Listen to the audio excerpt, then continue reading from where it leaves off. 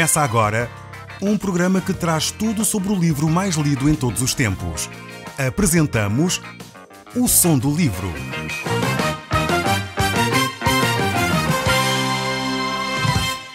Seja muito bem-vindo. Neste podcast vai encontrar o livro mais conhecido e lido em todo o mundo. Vamos levá-lo numa viagem pela história da humanidade. Este é um audiolivro para si, para a sua família e sociedade em geral. Contextualização e comentários de Paulo Chaveiro. E nós hoje estamos no capítulo 9 do segundo livro de Coríntios que o apóstolo Paulo escreveu.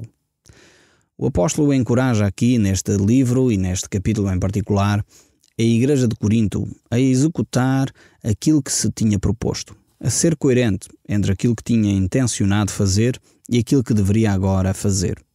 E realmente esse é um dos grandes princípios que nós deveríamos ter para a nossa vida, a coerência. Aquilo que nós declaramos e aquilo que nós realizamos. Aquilo que nós intencionamos fazer e aquilo que na realidade nós fazemos. Eu creio que se no nosso país houvesse mais coerência, quer desde os políticos ao cidadão comum, certamente a nossa nação seria bem diferente. Era importante que cada um de nós pudesse ser homens e mulheres de palavra. Eu creio que há coisas boas na nossa cultura que foram deixadas de lado, não percebi ainda muito bem porquê, mas que deveriam ser recuperadas urgentemente. E deveriam ser recuperadas, em primeiro lugar, por quem tem papel de liderança no nosso país, por pessoas que estão em responsabilidade e em destaque. E uma delas deveria ser esta, a palavra de honra. Pessoas que se comprometem com o que vão fazer e que realmente executam aquilo a que se comprometeram. Pessoas que dizem e fazem. Eu creio que quando o exemplo começar a vir de cima, certamente a nossa nação terá uma outra atitude para com os políticos, para com a classe de liderança, para com aqueles que estão a desempenhar funções de destaque no nosso país. E eu realmente quero continuar a manifestar esse meu desejo de ver essa transformação no nosso país. Quero continuar a ser uma voz que alerta a nossa sociedade para a necessidade de uma coerência entre aquilo que se diz e aquilo que se faz. O apóstolo Paulo, então, aqui neste texto bíblico, vai desafiar a igreja de Corinto a fazer dessa maneira, a viver aquilo que tinha prometido. Basta realmente de promessas que não são cumpridas. Era necessário agora que os cristãos em Corinto pudessem pôr em prática as suas intenções. E por isso mesmo o apóstolo Paulo orienta a igreja no sentido de começarem desde logo a levantarem esta dádiva que eles se tinham comprometido para com os cristãos na cidade de Jerusalém, as pessoas que eram carenciadas naquela região, e eles, basta de intenções. Comecem agora a pôr em prática essas medidas que vocês tiveram. E o apóstolo Paulo encoraja então a igreja a fazer isso. Nós vamos ver aqui a partir do verso 5 deste capítulo 9, deste livro de 2 Coríntios. Diz assim: Portanto, julguei conveniente recomendar aos irmãos que me precedessem entre vós e preparassem de antemão a vossa dádiva já anunciada, para que esteja pronta como expressão de generosidade e não de avareza. E logo a seguir ele diz no verso 6, E isto afirmo, aquele que semeia pouco, pouco também ceifará, e o que semeia com fartura, com abundância também ceifará. Aqui o apóstolo Paulo fala de um princípio e utiliza um princípio da natureza para transportá-lo para a vida espiritual. E é um princípio que se mantém igual. Ou seja, na natureza, quem semeia pouco faz uma colheita pequena. Quem semeia muito tem mais probabilidades de ter uma ótima colheita. E também na sementeira é importante as pessoas entenderem o que semeiam. Quem semeia batatas não pode estar na expectativa de colher nabos ou milho no final. Quem semeia milho não pode esperar apanhar batatas. Isto é uma lei quase tão básica que quase é ridículo fazer esta comparação. Só que na vida espiritual nós achamos que isso é possível. Nós na vida espiritual pensamos, bem, eu posso semear dissensão, murmuração, contendas, mentiras, e eu certamente vou colher à minha volta amor, paz, alegria, bondade. Não faz sentido nenhum, pois não? Pois é, mas nós muitas vezes pensamos assim e, mais grave ainda, agimos assim. É necessário que cada um de nós perceba que ao semear o amor, é provável que colhamos amor. Ao semear a paz, é provável que vamos colher paz. Ao semear a alegria, é bem provável que vamos colher alegria. Então esta é uma lei espiritual, uma lei natural, mas uma lei espiritual. Ela se aplica na natureza, mas também se aplica na vida espiritual. E não basta orar muito para resolver isto. Se você for para o campo, ou se tiver um campo e semear batatas, e orar muito e pedir a Deus para lhe dar milho, acha que faz sentido? Acha que Deus pode operar o milagre? Deus pode, é óbvio, Deus pode todas as coisas, mas será que Deus vai fazer? Eu quero dizer de uma forma clara, provavelmente não. Teria sido mais sábio da sua parte ter semeado milho, se queria milho realmente colher. Assim também é na vida espiritual. Se você quer se colher a paz, a alegria, o amor de Deus, não ande a espalhar contendas, murmuração, dissensão, perturbação à sua volta. Para de fazer essas coisas, deixe de lado essas atitudes e comece a semear paz, amor, bondade, misericórdia, falar bem das pessoas que cruzam consigo, ser atencioso no seu local de trabalho, simpático para com os seus colegas e os clientes que chegam para serem atendidos. Realmente mude de atitude e verá que as coisas à sua volta vão começar a ser diferentes. Então este é um princípio extremamente importante que nós devemos aplicar na nossa vida espiritual. Aqui nós verificamos que o apóstolo Paulo deixa este princípio: quem semeia pouco, colhe pouco. E é também uma grande verdade. Se nós queremos colher em abundância, temos que semear em abundância. Nós não podemos semear pouco na expectativa de que aquela pouca sementeira vai dar uma colheita farta. É quase ridículo. Deus pode multiplicar, é verdade mais uma vez, mas isso é um milagre. Agora, Deus pode operar e Deus quer operar na sua maioria, e eu já disse isto noutros programas, 90% das vezes Deus opera pelo natural. Deus age através das leis que Ele já estabeleceu. Então, se você semear pouco, espere colher pouco. Se você semear muito, espere colher muito. Às vezes sabemos que há dificuldades, há, problemas que não facilitam que muita sementeira produza realmente uma farta colheita. Mas isso são acidentes, são catástrofes, são dificuldades. Normalmente, pelas leis da natureza, sabemos que uma sementeira grande produzirá mais provavelmente uma colheita grande do que uma pequena sementeira alguma vez poderá dar uma grande colheita. Então isto é a mesma expressão, e podemos retirar diretamente este ensino para a vida espiritual. E aqui o apóstolo Paulo está a falar acerca das contribuições.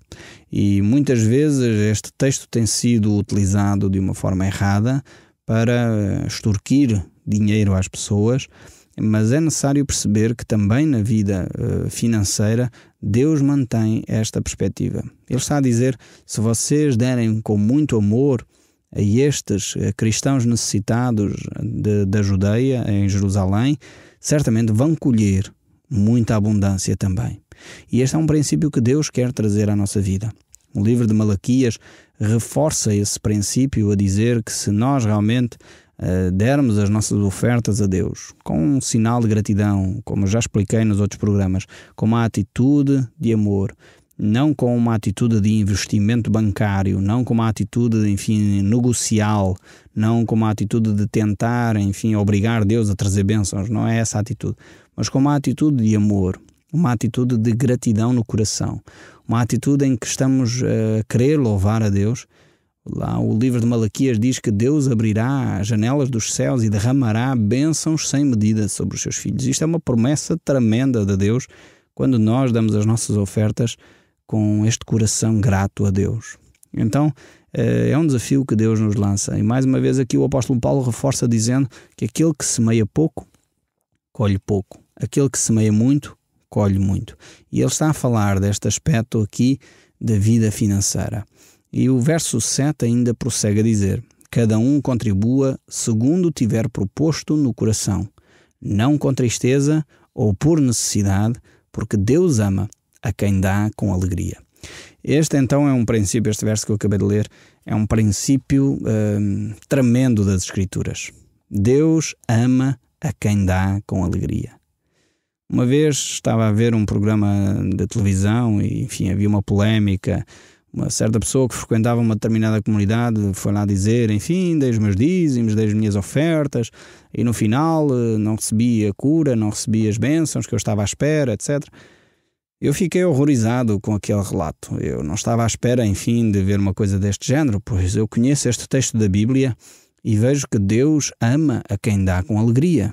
Eu não conheço aquela pessoa, não quero julgar a pessoa, mas eu fiquei com a sensação de que aquela pessoa não estava a dar as suas ofertas com alegria.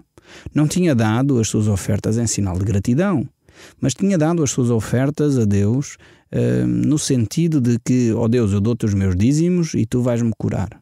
Eu dou-te a minha oferta e tu vais trazer bênção para a minha vida. Tipo investimento bancário. E aqui o texto bíblico diz é que Deus ama a quem dá com alegria. Eu fico, por outro lado, grato que alguns ouvintes me tenham escrito aquilo que têm vivido na sua vida privada, como têm se relacionado com Deus nesta área. E algumas pessoas nos têm escrito a dizer como têm dado os seus bens com alegria para o serviço de Deus. E eu fico extremamente alegre e contente por saber desta atitude que os meus ouvintes têm tido, pois têm compreendido o cerne das Escrituras nesta área. Têm compreendido aquilo que é vital para a vida cristã. Se nós vamos dar por tristeza ou constrangimento, é melhor não dar, diz as Escrituras. Eu costumo dizer isto na comunidade onde eu sirvo. Se está alguém que é visita, se está alguém que não quer dar, então não dê. Deus não precisa, a igreja não precisa, Deus vai suprir as necessidades de outra forma. Nós devemos contribuir segundo aquilo que Deus nos propôs no coração. Nunca com tristeza, nunca, porque a igreja vai necessitar. Não vai necessitar de coisa nenhuma. Se você tem essa intenção, porque é por necessidade, vai fazer falta, não dê. Porque não vai fazer falta. Deus irá arranjar e suprir as necessidades de outra forma, pois Deus é o dono do ouro e da prata. As nossas ofertas para com Deus devem ser generosas, devem ser realmente com alegria, devem provir de uma abundância do nosso coração e não por tristeza, não com o sentido que me vai fazer falta, não no sentido que eu vou ficar mais pobre com isto, de forma alguma. Se você ainda não deu esse passo de vida, esse passo de fé, então deixe Deus ainda trabalhar mais no seu coração. Provavelmente Deus quer continuar a mudar alguma coisa na sua vida para que você possa contribuir com alegria. E assim possa viver aquilo que Jesus diz, melhor é dar do que receber. Este é um princípio que nós temos de aprender na nossa vida. Aprender a dar. Quando realmente a nossa sociedade souber dar, realmente vamos viver numa sociedade transformada. Por isso as pessoas deixaram de ser egoístas, avarentas, preocupadas consigo próprias, passaram a preocupar-se com os outros e com as necessidades dos outros, passaram a ver o benefício de dar, porque melhor é dar do que receber. O verso 8 aqui deste texto bíblico ainda prossegue a dizer: Deus pode fazer-nos abundar em toda a graça, a fim de que, tendo sempre em tudo ampla suficiência, superabundeis em toda a boa obra. Aqui está uma promessa de Deus. Nós já vimos que dar alguma coisa é uma graça divina. É uma graça que Deus coloca no nosso coração. Nós já lemos isso no verso 4, já estudamos, já falámos sobre isso. Vimos também que os macedónios pediram com muita veemência, com muito desejo, o poderem participar na assistência aos santos, e realmente eles deram com muita graça a sua oferta e receberam essa graça de dar. Não é então todo o coração que pode, vamos dizer assim, propor uma oferta para o serviço do Senhor. É preciso primeiro receber essa graça de Deus. Poder dizer: Senhor, dá-me essa graça de ser um contribuinte generoso, alguém que realmente entende este princípio que melhor é dar do que receber. Quando nós vivemos dessa forma, então realmente tornamos-nos uma bênção à nossa volta, pois percebemos que aquilo que nós temos é Deus quem nos concedeu e é para benefício daqueles que cruzam conosco também. O verso 9 ainda prossegue a dizer: como está escrito, contribuiu, deu aos pobres, a sua justiça permanece para sempre. Aqui o apóstolo Paulo está a citar o Salmo 112, o verso 9, E diz assim este salmo: distribuiu, dai aos pobres, a sua justiça permanece para sempre, o seu poder será exaltado em glória. Realmente nós encontramos aqui, caro amigo, e em muitas partes da Bíblia, este ensino sobre a assistência aos necessitados, sobre a assistência aos pobres. E realmente este é um dos grandes ênfases das Escrituras. Este é um dos grandes ênfases na prática do amor. É podermos olhar para aqueles que estão carenciados e não passar de largo. Quando Jesus contou a parábola do bom samaritano, ele demonstrou de uma forma prática o que significa amar. Porque a pergunta ali então era: Senhor, diz-nos quem é o nosso próximo, como é que nós manifestamos amor para com o nosso próximo? E Jesus então conta aquela história do bom samaritano, de um homem que saía de Jericó e foi assaltado, e então espancaram-no e deixaram-no quase morto à beira do caminho.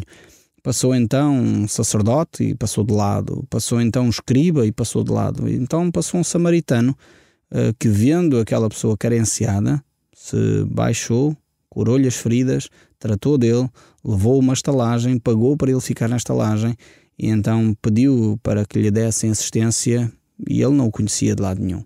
E Jesus pergunta no final dessa história quem é então o próximo. E é óbvio que era o bom samaritano, não era nem o sacerdote nem o escriba que passaram de lado. E então Jesus mostra muito claramente nas Escrituras a importância de cuidarmos dos necessitados. E cuidar dos necessitados não é sempre dar dinheiro. É por isso que eu contei aqui a história do bom samaritano. Porque realmente às vezes nós pensamos que a melhor ajuda que podemos dar é dar sempre uma nota, dar dinheiro a alguém. Às vezes a melhor ajuda não é dar dinheiro, é estar com essa pessoa, é ajudá-la a ultrapassar a dificuldade, é ir com ela procurar emprego, é ir com ela se calhar a um banco, é ir com ela à segurança social, é ir com ela à assistente social. Enfim, é acompanhar a pessoa na sua necessidade e ajudar essa pessoa a ultrapassar a necessidade. Dizem e atribuem pelo menos aos chineses um provérbio dizendo que é melhor dar uma cana para a pessoa aprender a pescar do que dar o peixe a uma pessoa necessitada. Realmente eu concordo com essa prática. É preferível ajudarmos uma pessoa para que ela aprenda a pescar do que simplesmente pegarmos num quilo de peixe e darmos o peixe. É óbvio que é mais simples dar o peixe, é mais prático, é mais rápido, mas se queremos efetivamente ajudar, se calhar vamos ter que gastar horas sentando com aquela pessoa, indo à pesca com ela, desenvolvendo o nosso relacionamento com ela, e assim ajudamos efetivamente para o resto da vida essa pessoa. É melhor ensiná-la a pescar do que simplesmente dar-lhe um quilo de peixe. Ficamos com este provérbio, que pelo menos atribuem aos chineses, eu não sei se sim, se não, mas que é extremamente interessante também. Mas voltando aqui ao nosso texto bíblico, e diz assim no verso 10: Ora, aquele que dá a semente ao que semeia o pão para alimento, também suprirá e aumentará a vossa sementeira e multiplicará os frutos da vossa justiça. Mais uma vez, o apóstolo Paulo recomenda ou relembra as promessas de Deus, que Deus multiplicará os frutos. E estes frutos de quê? Da nossa justiça, da vossa justiça. É importante percebermos esta multiplicação também. E o capítulo 9 aqui de 2 Coríntios, do verso 11, ainda prossegue: enriquecendo-vos em tudo para toda a generosidade, a qual faz que, por nosso intermédio, sejam atributadas graça a Deus. Então vemos que as nossas atitudes devem conduzir os outros ao louvor de Deus. E o verso 12 prossegue: porque o serviço desta assistência não só supre a necessidade dos santos, mas também redunda em muita graça a Deus. Mais uma vez ele confirma isso, que a graça de Deus, a glória a Deus, deve de acontecer em consequência das atitudes dos cristãos. E o verso 13 ainda diz: visto como na prova desta administração glorificam a Deus pela obediência da vossa confissão quanto ao Evangelho de Cristo, e pela liberalidade com que contribuís para ele e para todos, enquanto oram eles a vosso favor com grande afeto, em virtude da superabundância graça de Deus que há em vós. Mais uma vez, esta atitude de levar uma pessoa a contribuir para com outros faz com que não só a graça de Deus realmente seja declarada, como efetivamente outros começam a orar por aqueles que são generosos. E nós deveríamos realmente agradecer a Deus por todos aqueles que em vários pontos do mundo têm contribuído para que esta obra do programa de rádio que nós temos aqui, o Som do Livro, possa continuar no ar. Há muitas pessoas pelo mundo fora que têm sido generosas para connosco, dando-nos a oportunidade a nós, povo português, de ouvir a voz de Deus, de ouvir a palavra de Deus na nossa própria língua, no nosso próprio país, no nosso próprio conforto do lar. Então devemos orar por essas pessoas que têm sido fiéis e que têm realmente dedicado a sua vida a Deus, servindo-nos desta forma também. E como termina aqui o verso 15, graças a Deus pelo seu dom inefável. O Som do Livro, uma produção da Rádio Transmundial de Portugal.